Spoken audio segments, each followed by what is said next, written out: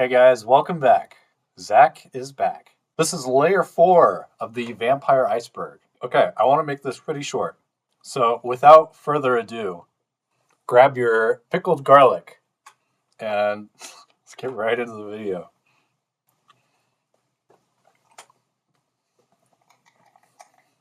Oh boy.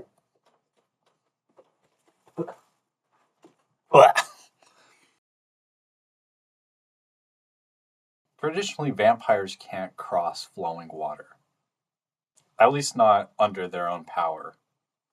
So, this makes rivers, streams, and oceans a natural barrier against them.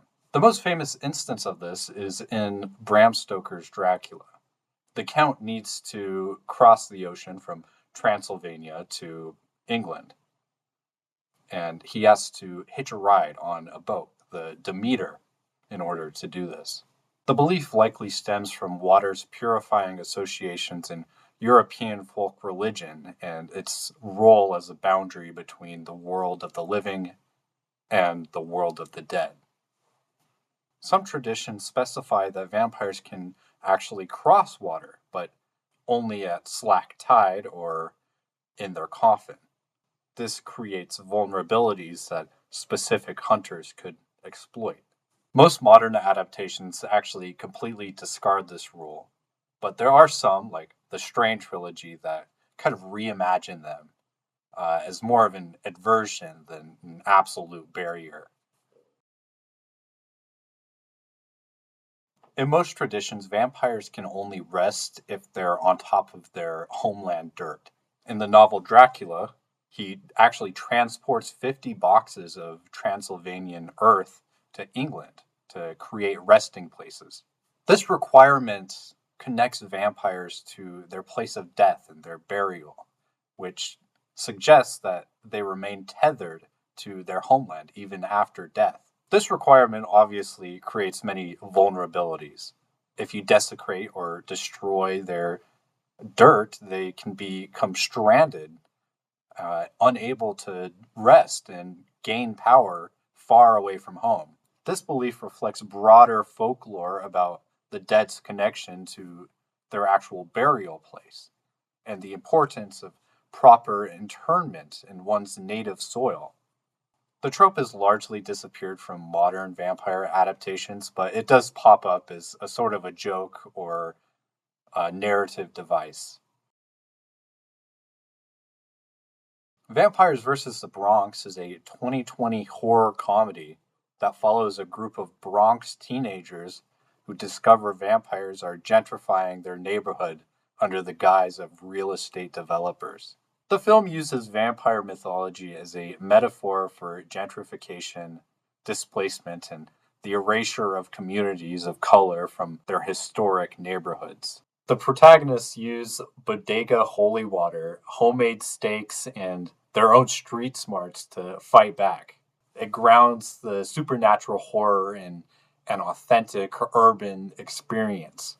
It's part of a growing trend in horror to create stories based around communities of color and use the genre to address social issues.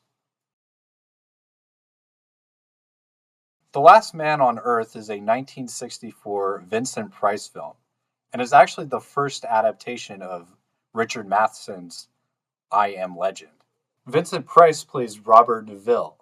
He's the sole immune survivor who spends his days hunting the infected and his nights barricaded against their attacks. This film actually influenced zombie cinema as much as vampire fiction. It established the template for post apocalyptic survival horror with undead antagonists. This film is actually followed by two more adaptations.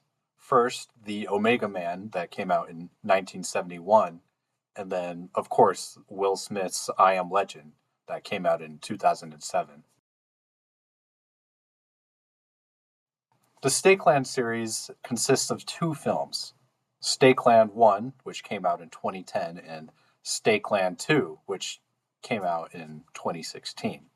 It depicts America after a vampire plague has destroyed civilization, and it follows survivors traveling through the wasteland. The films blend vampire horror with Western and road movie genres. It emphasizes survival and human resilience in the face of supernatural catastrophe. Vampires are portrayed as these feral, animalistic creatures that have organized into primitive societies, with some even evolving into more dangerous and intelligent forms. The film actually has a little bit of religious extremism in it. They have this cult called the Brotherhood that kidnaps people and feeds them to vampires. It's very gritty and grounded, and it focuses on community building and scarcity. And I feel like that distinguishes it from traditional vampire apocalypse narratives. Tombs of the Blind Dead series is a Spanish horror series of 4 films, all directed by Armando de Aserio. The series features the Knights Templar, who are depicted as eyeless, skeletal, vampiric creatures who come back to haunt the monastery ruins. Tombs of the Blind Dead is the first film in the series in which medieval knights are executed for their black magic rituals and come back as zombies to attack vacationers. Return of the Blind Dead, 1973, is the sequel, where skeletal Templar knights lay siege to a small town. The Ghost Galleon, 1974, is the third film, where the undead Templars are found on a ghost galleon. Night of the Sequels is the final film, which sees a doctor and his wife discover that the demon worshipping Templar knights are haunting their new coastal village. The films have a very dreamlike atmosphere to them, and you really feel like the knights are these ghostly, ethereal beings, especially when they're riding through the fog on their horses. These movies actually influenced a lot of Euro horror and demonstrated how vampire mythology can be adapted to local history and aesthetic sensibilities. Ganja in Hess is a 1973 avant garde horror film that explores vampirism through the lens of Black American experience, addiction, and cultural assimilation. This is a film that examines dependency and blood addiction, which acts as a metaphor for various methods of consumption. It features an archaeologist who is infected with vampirism after being stabbed with an ancient ceremonial dagger. Its nonlinear structure, religious imagery, and jazz inflected score create a meditative rather than exploitative approach to horror. While it was originally commercially unsuccessful, it is now seen as this seminal piece of American black horror. It was actually added to the National Film Registry by the Library of Congress in 2022 due to cultural significance. Blood Red Sky is a 2021 German film that traps a vampire woman and her child on a hijacked plane. This forces her to use her condition to save the other passengers, as well as herself and her child, from the terrorists. This is another vampire hero movie where the vampire isn't actually the villain and actually more subversive than that. It explores maternal sacrifice as well as struggling to keep one's humanity. This confined airplane setting actually creates a very claustrophobic tension. The vampire has to battle not only terrorists, but her own bloodlust in this confined and inescapable space. The film examines prejudice and fear of the other, as passengers must decide whether the vampire is more dangerous than the actual human terrorists.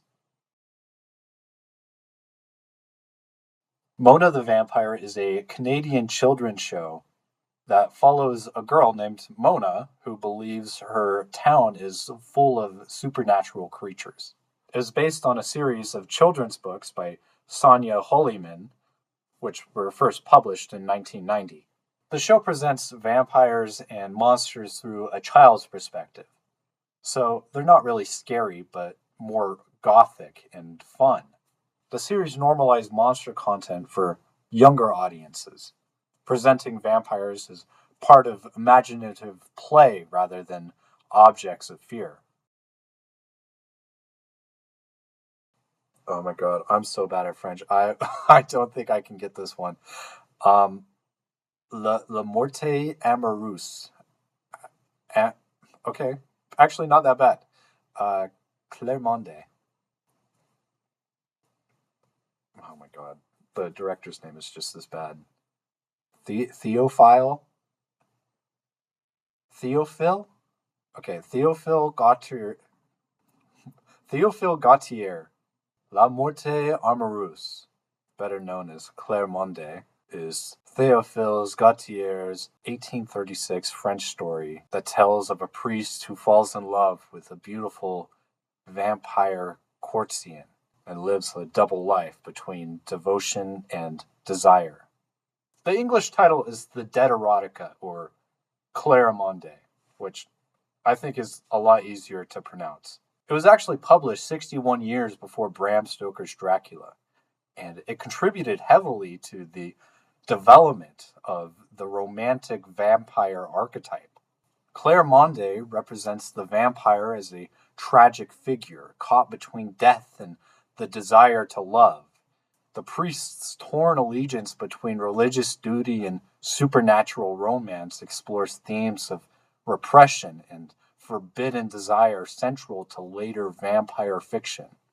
I'm not going to lie, this is a smut book. So, all my female viewers out there, you might want to check this one out.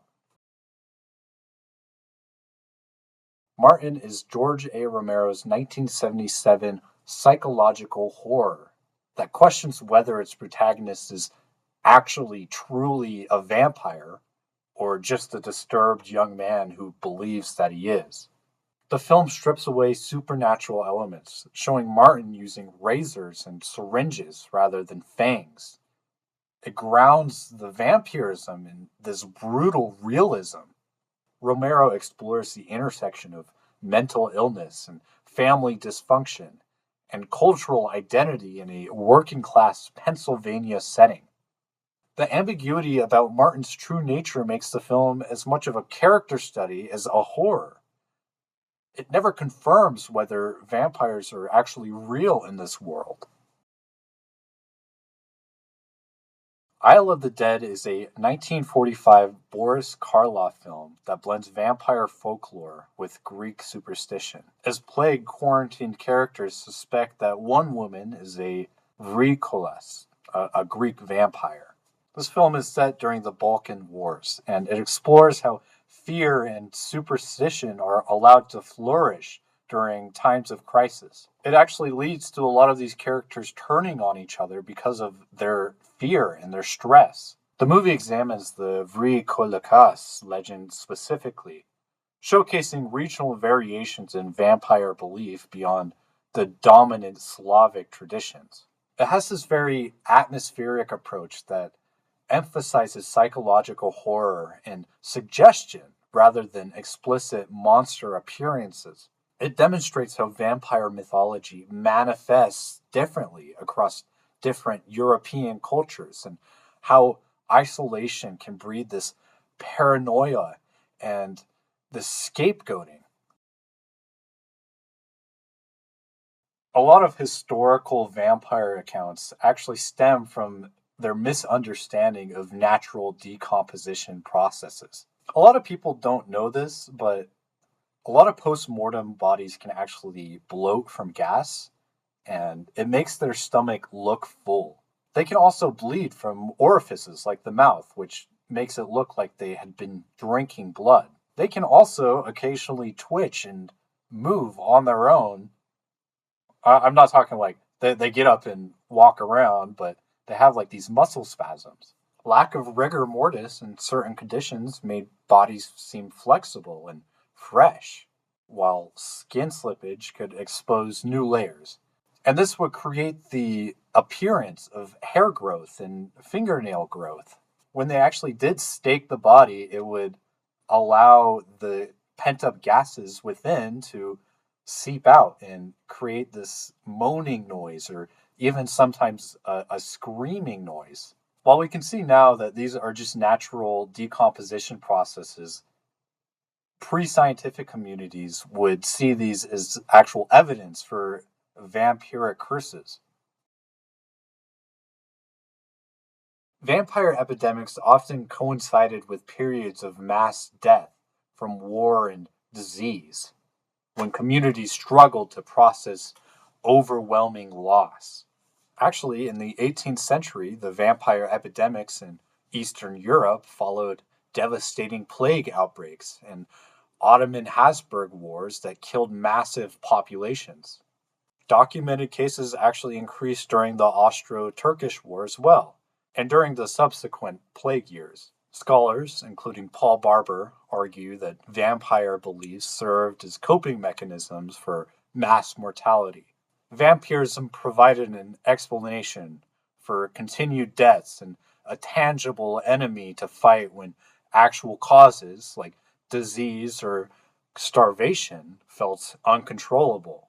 The belief that the dead could harm the living reflected survivor guilt and the psychological impact of mass burial and disrupted funeral rites. Modern scholars now view historical vampire panics as community responses to trauma, offering ritual action and scapegoats during periods of helplessness. The vampire panic was a period of documented vampire investigations in 18th century Eastern Europe, particularly in the 1720s to the 1730s. Official reports filed by military surgeons and government officials documented exhumations, staking, and even the destruction of supposed vampire bodies by both civilians and authorities.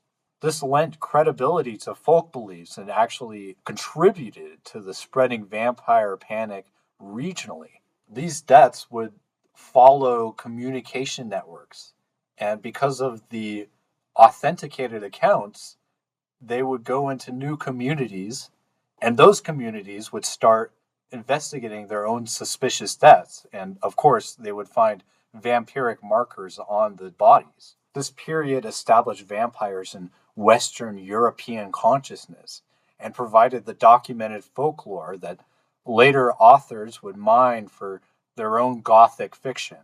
The hysteria was actually getting so bad that it prompted government and church investigations to try and either explain or debunk vampires altogether. What eventually put an end to this was the Empress of Habsburg, Maria Theresa, banning vampire exhumations in 1755.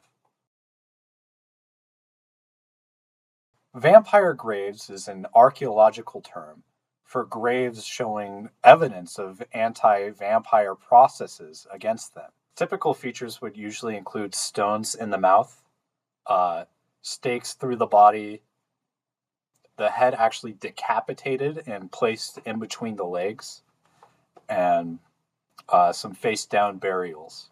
Examples were actually found across Poland, the Czech Republic, Bulgaria, Ireland, and other European locations. And time periods can range from the medieval era all the way through the 18th century. The graves often belonged to outsiders or plague victims or other people who died bad deaths.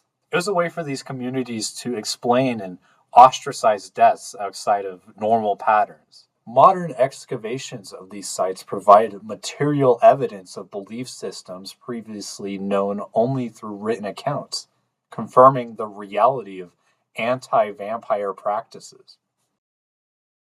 Okay, that was layer 4 of the Vampire Iceberg. I know it was a little bit shorter, but I still think it was a pretty good one. You guys continue to show great support for the series, and I'm hoping to get it done within the year. Well, I will. Don't worry. Remember to like, comment, subscribe. Do whatever. I'm not making you do any of this, but I would appreciate it. Okay, I think that's it from me. So again, thanks for watching. Bye.